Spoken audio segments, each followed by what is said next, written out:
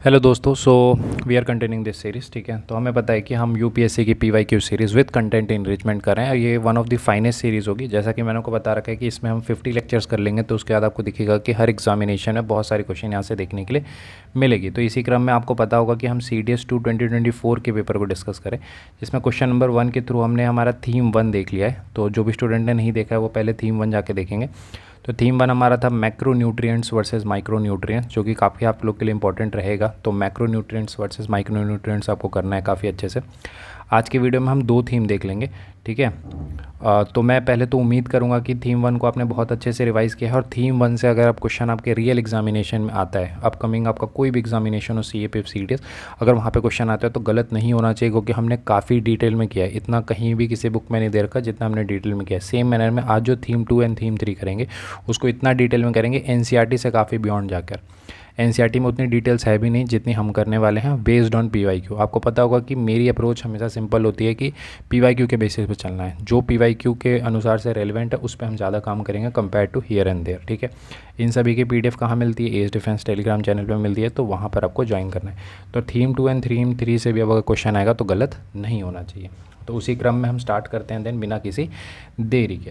तो ये हमारा सेकंड क्वेश्चन होगा। तो सेकंड क्वेश्चन हमारा सर किससे रिलेटेड है? तो हमारा सेकंड क्वेश्चन जो है वो जाइलम से रिलेटेड है। ठीक है, किससे रिलेटेड है? जाइलम से रिलेटेड है। क्वेश्चन हमारा कहता है कि जाइलम जो प्लांट में है वो किसके ट्रांसपोर्ट के लिए रिस्पॉन्सिबल है। ठीक है, अभी हम आंसर ये सब पे बाद में जाएंगे, पहले हमें थोड़ा इसकी थीम को ब्रेक डाउन करते हैं ताकि हमें थोड़ी सी क्लैरिटी यहाँ पर मिले। तो सर हमें पता है कि एक हमारा चैप्टर होता है प्लांट टिश्यू का। ठीक है, इसी तरीके से ब्रेक डाउन करेंगे। तो प्लांट टिश्यू को हम अगर देखेंगे तो हमने 2 पार्ट में पढ़ रखा है, एक मेरिस्टेमेटिक टिश्यू कहते हैं, एक परमानेंट टिश्यू कहते हैं। मेरिस्टेमेटिक टिश्यू उन सेल्स को कहते हैं जो कि जिनके अंदर एबिलिटी होती है डिवाइड करने की, यानी कि एक सेल है वो डिवाइड होगा, ठीक है, फिर वो और डिवाइड होगा। तो जब तक उनके अंदर एबिलिटी होती है तो उसे मेरिस्टेमेटिक टिश्यू कहते हैं। और यहीं से हमारा परमानेंट टिश्यू बनता है, जो अपनी एबिलिटी खो देते हैं। ऐसे सेल जो अपनी डिवाइडिंग एबिलिटी खो देते हैं तो वो परमानेंट इन नेचर बन जाएंगे, अब वो डिवाइड नहीं कर पाएंगे, तो उसे हम परमानेंट टिश्यू कहते हैं। और ये 3 टाइप में होते हैं। ठीक है, या 3 कैटेगरीज होती हैं इनकी। एक नॉर्मल वाली होती है जो प्रोटेक्टिव या सिंपल कहते हैं, जिसे हम एपिडर्मिस कहते हैं। अब देखिए यहीं पे एपिडर्मिस, अगर आपको यहाँ पे पता है तो CAPF जाके चेक कर सकते हैं। CAPF 2024 में क्वेश्चन आ रखा है, सिंपल यही क्वेश्चन है, एपिडर्मिस। तो इस तरीके से जब हम PYQ का ब्रेक डाउन करते हैं तो काफ़ी सारे क्वेश्चन जो हैं एग्जैक्टली उस टॉपिक से ना होते हुए भी क्लियर हो जाते हैं। इस कारण से मैं बोल रहा हूँ ये one of the finest series होगी। सिर्फ इसका 50 लेक्चर होने दीजिए, आपको देखेगा इसकी जो रेलिवेंस है वो। ठीक है, बाकी प्रूफ्स ये सब तो मैं डलवा दूंगा जो भी जब भी एग्ज़ाम होगा, तो इसकी बाकायदा स्क्रीनशॉट के साथ। ठीक है, तो वो चीज़ रहेगी, इसलिए मैं बोल रहा हूँ अभी से अगर आप सीरियसली इसे फॉलो कर सकते हैं तो कीजिए। फिर एक तो हमारा सपोर्टिव हो जाएगा। तो सपोर्टिव तो नॉर्मल वाली होती है, जैसे कि पेरेन्काइमा हो गया, कोलिनकाइमा हो गया, स्क्लेरेन्काइमा। वो एक होता है हमारा कंडक्टिव या वैस्कुलर टिश्यू से कहते हैं। ठीक है, तो वैस्कुलर टिश्यू का ही 2 टाइप होता है, एक है जाइलम और एक है फ्लोएम। ठीक है, तो आज हमें ये करना है जाइलम एंड फ्लोएम, ये हमारा थीम 2 बनेगा। तो यानी हम वैस्कुलर टिश्यू को बहुत ही डिटेल में आज करने वाले हैं, जिसमें कि जाइलम एंड फ्लोएम को कर लेंगे। तो आज के बाद अगर जाइलम एंड फ्लोएम पे कोई भी क्वेश्चन आता है तो ये तो ईजी क्वेश्चन है, बट इससे भी डिफ़िकल्ट आएगा तो उसको भी हमें टैकल करना चाहिए। इसके लिए हम आज तैयार होने वाले हैं, और सबसे इंपॉर्टेंट विथ ट्रिक्स या हैक्स कह सकते हैं, जिससे हमें याद करना है, क्योंकि मैं हमेशा PYQ के बेसिस पे हैक्स आपको प्रोवाइड करवाता हूँ। और क्वेश्चन सॉल्विंग ये सब तो मैं यूज़ करूँगा ही। आगे आप क्वेश्चंस में देखेंगे जैसे जैसे क्वेश्चन डिफिकल्ट होंगे वहाँ पर एप्टीट्यूड भी लगेगी। सो चलिए हम आगे बढ़ते हैं। तो हम जाइलम एंड फ्लोएम को पहले डिस्कस करेंगे। तो पहला हमने देखा कि सर वैस्कुलर टिश्यू है। वैस्कुलर टिश्यू का मतलब है कि ट्रांसपोर्ट ये सब के लिए मदद हो रही होगी। तो मैं थोड़ा सा आपको एक्सप्लेन भी कर देता हूँ ताकि आपको थोड़ी सी कॉन्सेप्चुअल क्लैरिटी मिलेगी। तो ये सीरीज़ बिगनर्स के लिए भी इक्वली यूज़फुल है। क्यों? क्योंकि हम इस तरीके से डिस्कस करें कि बिगनर्स भी समझ जाएंगे। तो एक तो सर यहाँ पे सॉइल है, ठीक है, सॉइल के ऊपर है। तो एक तो है ऊपर तरफ जाता है, यानी कि सॉइल से ऊपर के साइड जाएगा एक डायरेक्शन में, और एक जो है ऊपर से नीचे और नीचे से ऊपर ऐसे जाता है। ठीक है, तो ये हमारा सर क्या है? ये जाइलम है, ये हमारा क्या है? फ्लोएम है। ठीक है, तो एक चीज़ क्लियर हो गई कि सर जाइलम जो है वो यूनि डायरेक्शनल होता है, यानी कि सॉइल से ऊपर की तरफ जाता है, और ये ऊपर नीचे दोनों फ्लोएम। ठीक है, अब सर जाता क्या है ये हमें समझना होगा। तो हिंदी में इसको क्या बोलेंगे? जल, जाइलम। तो इससे हम रिलेट कर लेंगे जल, जल यानी कि वाटर, तो वाटर सर जाता होगा। ठीक है, ये क्या है? फल, फ्लोएम, तो इसमें फूड आ जाएगा। ठीक है, फल से हम रिलेट कर सकते हैं फूड को, तो फूड हो जाएगा। तो यानी कि यूनि डायरेक्शनल हमारा क्या जा रहा है? यूनि डायरेक्शनल हमारा फूड जा रहा है, यहाँ पे क्या जा रहा है? वाटर जा रहा है। तो ये चीज़ हमें क्लियर हो गई है। ठीक है, एक एक करके चलेंगे ताकि आपको क्लैरिटी मिलती रहे। तो यहाँ पे हमने देखा कि वाटर के साथ साथ मिनरल्स जो हैं वो आपका ट्रैवल करते हैं किस में, जाइलम में, और फ्लोएम में हमारा फूड और शुगर हमारा ट्रैवल करता है। ठीक है, अब देखिए थोड़ा सा और इसको रिलेट करते हैं। देखिए जाइलम को अगर हम थोड़ा रिलेट करेंगे कि जाइलम को अगर टर्म को ब्रेक डाउन करेंगे, क्योंकि मैं याद करवाना चाहता हूँ आपको, मेरा मकसद ज़्यादा कॉन्सेप्चुअल क्लैरिटी पे नहीं, याद कराने पे कि एग्ज़ाम में क्वेश्चन बनना चाहिए। तो जाइलम को हम डेड मान सकते हैं कि सर ये डेड है, जाइलम जड़ डेड है, लेकिन फ्लोएम फल से हम लिंक कर सकते हैं कि सर ये लिविंग होगी। ठीक है, तो ये एक है। दूसरा इस तरीके से याद रख सकते हैं कि सर जाइलम है हमारा, तो जाइलम की एक ट्रिक होती है एनडीटीवी। ठीक है, जाइलम को लिंक करना है एनडीटीवी से, तो एनडीटीवी में ये हो गया नॉन लिविंग, डी से हो गया सर डेड, टी से हो गया ट्रैकेट्स, ये हो गया वेसल्स। अब बहुत लोगों को दिक्कत होती थी ना कि ट्रैकेट्स किसका है, वेसल्स किसका है, सीव ट्यूब्स किसका है, कंपेनियन सेल, आज क्लियर हो जाएगा। एनडीटीवी याद है ट्रिक, तो ट्रैकेट से और वेसल्स ये किसका पार्ट हो गया, जाइलम का। अब फ्लोएम बच गया क्या, एससी, तो सीव ट्यूब्स और कंपेनियन सेल किसका हो जाएगा, फ्लोएम का। ऐसे याद भी रखना है। तो सुप्रीम कोर्ट में अगर आप जाते हैं तो भले ही हाई कोर्ट कुछ भी हो, आपको उसका फल ज़रूर मिलता है अगर आप सही हैं तो ये ऐसे करके याद रख सकते हैं। तो सीव ट्यूब्स और आपका कंपेनियन सेल, बट उतना ज़्यादा नहीं करना है। अगर आपको टीवी याद है एनडीटीवी, तो उससे आपका ट्रैकेट्स एंड वेसल्स इसका पार्ट हो जाएगा। तो ट्रैकेट्स एंड वेसल्स इसका पार्ट हो गया, सीव ट्यूब्स और कंपेनियन सेल इसका हो जाएगा। अब देखिए ये पेरेनकाइमा फाइबर्स, पेरेनकाइमा फाइबर, ये दोनों का पार्ट है। ठीक है, अब बात करते हैं, यहाँ पर हमने बात की थी कि फ्लोएम जो है वो हमारा सर क्या है, लिविंग है। ठीक है, और ये हमारा जाइलम क्या है, नॉन लिविंग है, यानी डेड है। लेकिन एक्सेप्शंस हर जगह होते हैं, तो हमें थोड़ा सा इस तरीके से याद करना है। इसको कोई दिल पे ना लें, क्योंकि ये मैं सिर्फ एक्सप्लेन करने के दृष्टिकोण से बोल रहा हूँ। जैसे सपोज़ किसी के पेरेंट्स हैं तो लिविंग है वो, ठीक है, पेरेंट्स हमेशा लिविंग होंगे, और जो फाइबर्स हैं, ठीक है, फाइबर्स वो डेड है। ठीक है, पेरेंट्स लिविंग है, फाइबर्स डेड है, तो उससे हम रिलेट कर लेंगे कि पेरेनकाइमा किसी का भी हो लिविंग होगा, फाइबर्स जो है वो डेड ही होगा।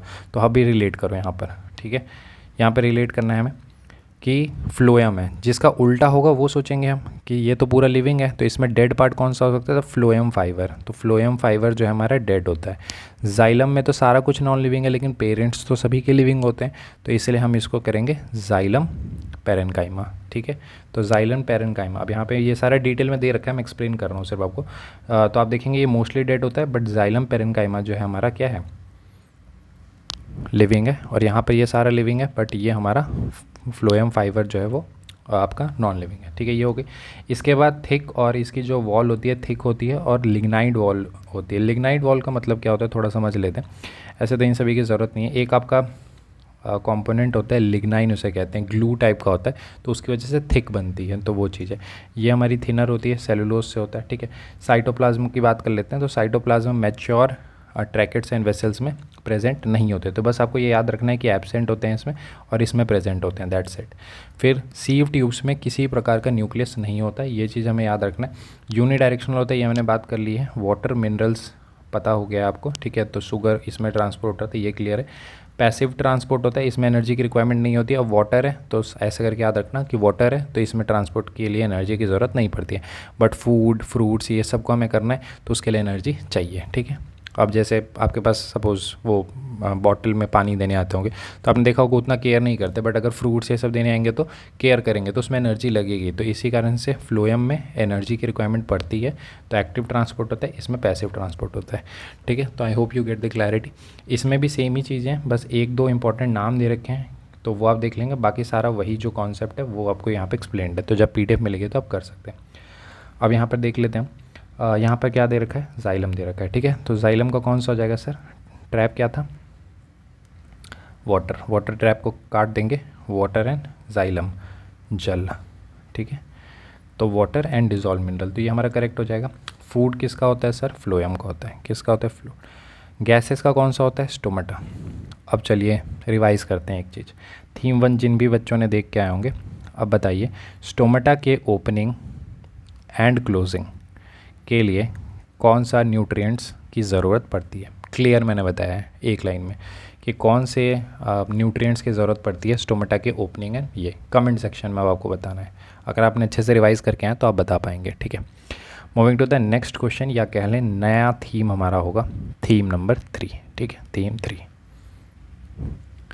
तो थीम 3 हमारा क्या है, थीम 3 है हमारा प्लांट हार्मोन्स। ठीक है, अब आज के बाद एक भी सवाल अगर हमारा प्लांट हार्मोन से आएगा तो वो हमारा सही होना चाहिए। ये आपकी जिम्मेदारी बनती है अगर इस वीडियो को देख रहे हैं तो, क्योंकि मैं डिटेल में इतना कंटेंट दूंगा जो बहुत कम चांसेस है कि वो कहीं भी मिलेगी। वो आप कंटेंट देख के आपको आइडिया लग जाएगा। तो प्लांट हार्मोन से गलत नहीं होना चाहिए। क्यों? क्योंकि यहाँ पर पूछ रखा है कि कौन सा इनहिबिट करता है ऐसा हार्मोन। ठीक है, तो एक एक करके डिस्कस करेंगे तो अपने आप यहाँ पर हमें क्लैरिटी मिल जाएगी। तो चलिए देखते हैं। सबसे पहले अगर हम बात करते हैं किसी प्लांट के लिए, पता है हमें सर वाटर की ज़रूरत पड़ती है, हमें पता है सर सनलाइट की ज़रूरत पड़ती है, ऑक्सीजन की। वाटर से हमें क्या मिलता है? हाइड्रोजन। याद है सोर्स वाली वीडियो में मैंने बताई थी कि हाइड्रोजन और ऑक्सीजन कहाँ से मिलता है? वाटर से मिलता है। लेकिन इनके अलावा भी जब हमें ग्रोथ और डेवलपमेंट प्लांट की करनी होती है तो उसके लिए हार्मोन्स की ज़रूरत पड़ती है, जिसे हम फाइटो हार्मोन्स भी बोलते हैं। फाइटो यानी प्लांट, प्लांट से रिलेटेड हार्मोन्स, तो प्लांट हार्मोन्स या फाइटो हार्मोन्स उसे कहते हैं। ठीक है, 5 तरीके के होते हैं। जैसे जैसे मैं बताऊँगा वैसे वैसे आपको याद रखना है, क्योंकि मैंने आपको क्लियर बोल रखा है कि मैं यहाँ पर बहुत ज़्यादा आपको कॉन्सेप्चुअल क्लैरिटी देने के लिए नहीं हूँ। मेरा मकसद है एग्ज़ाम में होना चाहिए। 3 और 2 के कैटेगरी में याद रखना है। तो ऐसे करके याद रखेंगे, केज ए। ठीक है, इसमें से आगे वाला कैग हो गया, फिर ई ए हो गया। जैसे जैसे बता रहा हूँ वैसे वैसे बस ध्यान रखना है। ठीक है, तो ये 3 जो होते हैं वो प्रोमोटर्स होते हैं। ठीक है, हेल्प करेंगे, और ये इनहिबिटर्स होते हैं। अब प्रोमोटर इनहिबिटर्स क्यों होते हैं? देखिए, कोई भी पौधा छोटा है तो ऑब्वियसली उसको बड़ा तो करना ही है, तो इसके लिए हमें प्रोमोटर्स की ज़रूरत पड़ेगी। ठीक है, लेकिन अब वो ऐसा तो पता चलेगा कि बहुत ही लंबा होता चला जाएगा, तो उतना भी नहीं होना चाहिए, एक टाइम के बाद वो रुकना चाहिए। तो उसके लिए फिर इनहिबिटर्स होते हैं। सिंपल, बहुत ही लेमन लैंग्वेज में मैंने आपको बता दिया है। ठीक है, अब एक एक करके हम देखते हैं। तो सबसे पहले हमारा ऑक्सिन हार्मोन आता है। ऑक्सिन हार्मोन को मैं बता देता हूँ कि ये पहला हार्मोन था जिसे डिस्कवर किया गया था। ठीक है, ऑक्सिन का मतलब ही होता है टू ग्रो। ठीक है, ये चीज़ क्लियर है। पहला हार्मोन इसे डिस्कवर किया गया था ऑक्सिन हार्मोन को, और इसका मतलब ही होता है टू ग्रो। ये एपिकल डोमिनेंस, एपिकल डोमिनेंस का मतलब होता है टिप पे पाया जाता है। ठीक है, यहाँ पे भी देखें दे रखा है, टिप पे ये आपको मिलेगा, तो टिप पे मिलता है। और ये cell elongation of the stem and root करता है, यानी कि स्टेम की भी हाइट को बढ़ाता है और रूट को भी। एक चीज़ मैं क्लियर कर दूं कि हार्मोन का कैसा होता है कि एक दो अलग अलग हार्मोन एक ही तरीके का वर्क करते हैं, बट जो मेन काम करते हैं वो हमें याद रखना है। जैसे कि अब स्टेम की ग्रोथ की बात करेंगे तो वो ऑक्सिन में भी मिलेगा, गिबरलिन में भी मिलेगा, बट ऑक्सिन में हमें मेन याद रखना है। ठीक है, इसके बाद prevent pre mature fall of leaves, flower, fruits, ये सब। तो यानी कि जो लीव्स हैं या फ्रूट्स हैं उसे प्री मैच्योर यानी मैच्योर होने से पहले, यानी पूरा वो राइप होने से पहले उसे गिरने नहीं देगा। ठीक है, तो इसके लिए हार्मोन्स, और कौन इसे गिराएगा वो भी हमें देखना है। तो समझ रहे हो? तो यानी कि प्लांट की जब हाइट बढ़ाने की बात आएगी तो ऑक्सीजन इसमें मदद करेगा। वो ट्रिक भी बताऊँगा मैं, जैसे जो मैंने आपको बताया था कि केज ए करके याद रखना है, तो इसका ऐसे करके कैब आर ए होता है। ठीक है, सिंपल, सी से सी, ए से ए, जी से बी, इस तरीके। बट ये सब जो ट्रिक्स है वो मैं लास्ट में बताऊंगा, क्योंकि अभी हो सकता है किसी को सी का भी नहीं पता, ए का ही नहीं पता, क्योंकि मैंने बताया कि इक्वली यूज़फुल रहेगा जो बिगनर्स हैं उनके लिए भी। तो इस कारण से लास्ट में मैं ट्रिक्स भी डिस्कस करता चलूँगा। तो हमने देख लिया एपिकल डोमिनेंस होता है, cell elongation, stem, premature fall से पत्तों के गिरने, फ्रूट्स के गिरने, ये सब से रोकता है, प्रमोट फ्लावरिंग, ये सब। ठीक है, जाइलम डिफरेंशिएशन ये करता है। एक अनइवन डिस्ट्रीब्यूशन देखेंगे, जिन लोगों ने थोड़ी पढ़ाई की होगी वो जानते होंगे, मतलब बायो ये सब की। तो जैसे कि ये हमारा टिप हो गया, तो सपोज़ सन है यहाँ पर, तो यहाँ पर एपिकल होंगे, एपिकल पार्ट हो गया इसका। तो एपिकल पार्ट में हमें दिखेगा कि ऑक्सिन्स होते हैं। सन अगर थोड़ा यहाँ पर होगा तो एपिकल टिश्यू जो एक साइड चला जाता है, यानी कि जो इस साइड लाइट है उस साइड से हटकर डार्कर साइड जाता है। इस कारण से वो क्या होता है, एक तरफ ऐसे झुकना स्टार्ट हो जाता है, क्योंकि ऑब्वियस है कि जब इस साइड में ज़्यादा प्रेजेंट होगा, इस साइड में, क्योंकि इस साइड तो लाइट आ रही है तो इस साइड से ऑक्सीजन इस तरफ आ जाएगी, तो हाइट बढ़ाने का काम कर रहा है, तो इस साइड पे ज़्यादा आ जाएगी। तो अगर इस साइड पे ज़्यादा आएगी तो ऑब्वियसली इस साइड का ग्रोथ ज़्यादा होगा। समझ रहे हैं आप? इस साइड का ग्रोथ ज़्यादा होगा, तो इस कारण से वो इस प्रकार से थोड़ी सी टिल्ट होने लग जाएगी। तो ये चीज़ है। इसके बाद गिबरलिन की बात कर लेते हैं। तो एसिडिक इन नेचर होता है, this is one thing. Blotting, तो दूसरा है हमारा ब्लॉटिंग। ठीक है, ब्लॉटिंग सिंपल, आपने जो नॉर्मल बुक्स पढ़ी होंगी उसमें कि इलोंगेशन ऑफ इंटरनोड्स दे रखा होता है। जैसे ये प्लांट है, ठीक है, तो प्लांट्स में क्या होता है, कुछ कुछ जगहों पे नोड्स होती हैं। नोड्स से आप देखेंगे छोटे छोटे ऐसे ब्रांचेस निकलते हैं, फिर लीव्स निकलती है ऐसे, इसे नोड्स कहते हैं। फिर एक और नोड है तो यहाँ से भी निकलेगी, बट इधर बीच से नहीं निकलेगी, यहाँ से नहीं निकलेगी। तो इस जो बीच वाला एरिया होता है ना, एक नोड और दूसरे नोड, इसके बीच का जो एरिया होता है इसे हमें इंटर नोड कहते हैं। जहाँ जैसे जैसे ब्रांच तो दो जगह से निकलेगी, बीच से नहीं निकलेगी स्टेम में, तो ये वाला इंटर नोड होता है, इसके लेंथ को बढ़ाता है गिबरलिन, तो इसी को बोलते हैं elongation of the internodes. ठीक है, फिर induces parthenocarpy, this is nothing but seedless plant. ठीक है, तो सीडलेस प्लांट ये बनाता है। तो ऐसे करके याद रख सकते हैं कि सीडलेस प्लांट जब बात होगी तो आपका गिबरलिन। इसके बाद हमारा है कि सीड डॉर्मेंसी, अब देखिए एक सीड है तो आपको ही पता है सीड जर्मिनेट करता है, ठीक है, सीड जर्मिनेट करता है, बट क्या है बहुत सारे सीड जर्मिनेट नहीं कर पाते हैं, तो उसको ब्रेक कौन करता है, यानी कि अगर कोई सीड जर्मिनेट नहीं कर पा रहा, अब जर्मिनेट करेगी नहीं तो पौधा बनेगा ही नहीं, ऑब्वियस सी बात है, तो जर्मिनेट कराना पड़ेगा, तो उसके लिए उसमें गिबरलिन की ट्रीटमेंट करते हैं, तो उससे उसकी डॉर्मेंसी ब्रेक होती है। तो इस तरीके से बाकी कुछ एंजाइम्स ये सब बनाने के लिए यूज़ होता है। साइटोकिन का सिंपल है, सेल के लिए यूज़ होता है। साइटोकिनिन जो है इसका अगर हम बात करते हैं कि किसने इसे डिस्कवर किया था, तो मिलर ने, that is not that important. Gibberellin के भी अगर हम देखेंगे तो कुरोसावा ने की थी, but these things are not important, अगर पीसेस दे रहे होते तो अलग बात थी। तो सेल डिवीजन में मदद करता है। अब सेल डिवीजन एक्सप्लेन करने की ज़रूरत नहीं है। एक बात जो फैक्ट है जो आपको याद रखनी है कि एनसीईआरटी में दे रखी है 12th क्लास के में, 12th या 11th में, कि हाईएस्ट कंसनट्रेशन जो है वो साइटोकिनिन की देखने के लिए मिलती है। एक बस नाम याद रख सकते हैं कि जेटिन जो है वो नेचुरल है। थोड़ा मैं एक्सप्लेन कर देता हूँ कि कोई भी जो हार्मोन होती है, प्लांट हार्मोन, वो नेचुरली भी मिलती है, आर्टिफिशियली भी उसे बना सकते हैं। तो जो नेचुरल है एक दो उसके नाम याद रखना है, जैसे कि कौन है, मेज, तो उसमें कोकोनट मिल्क में जिसमें सेल डिवीज़न बहुत ज़्यादा होता है, तो उसमें हमें जेटिन नाम का मिलता है। सेम ये भी है। इसी प्रकार से यहीं पे अगर देखेंगे ऑक्सिन का जो ये नेचुरल वाला पार्ट है, यानी नेचुरल जो हार्मोन है जो नेचुरली मिलता है ऑक्सिन, वो इंडोल है। तो ऐसा करके एक दो नाम याद रख सकते हैं। इसके बाद अगर नेक्स्ट आता तो एब्सिसिक एसिड है, ठीक है। तो एब्सिसिक एसिड जैसा मैंने बताया था दो, इससे पहले हमने तीन देखा है, वो तीनों प्रमोटर थे, ठीक है। प्रमोटर यानी ग्रोथ बढ़ाती है कहीं ना कहीं, देखेंगे आप सब में एक सेल डिवीज़न करा रहा है, एक इंटरनोड की स्पेस को बढ़ा रहा है जिससे कि हाइट बढ़ जाए, लेंथ बढ़ जाइए, एक टिप से हाइट बढ़ा रहा है, ठीक है, एक सेल डिवीज़न कर रहा है, एक इंटरनोड से एलोंगेशन कर रहा है, ये सब बढ़ा रहे हैं, बट अब रोकने वाले आएंगे।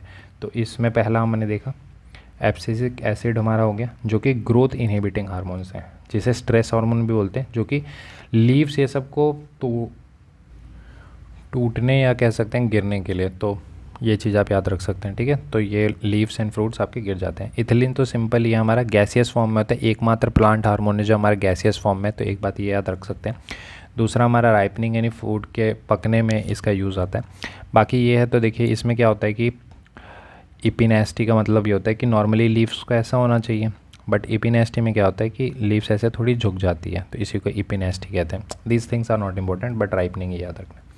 तो हमने देखा था कि केज हमारा था, ठीक है, केज ए, ये हमारा ऑर्डर है। इसमें हमने बोला कि स्टार्टिंग के तीन जो हैं वो हमारे प्रमोटर्स हैं, ये दोनों इनहिबिटर्स हैं। मैं जैसे जैसे बता रहा हूँ, ये जो बता रहा हूँ यही आपके लिए रेलिवेंट है, बस इतना पता होगा तो आपका काम हो जाएगा। अगर अभी तक आपने कुछ भी नहीं समझा कोई दिक्कत नहीं है, बस जो अभी बता रहा हूँ वो समझ लीजिएगा। केज ए बस याद रखना, एक केज भी याद रख सकते हो, that is up to you. इसमें स्टार्टिंग के तीन और ये दो, तो ये हैं हमारे दो इनहिबिटर्स और ये हैं हमारे सर प्रमोटर्स।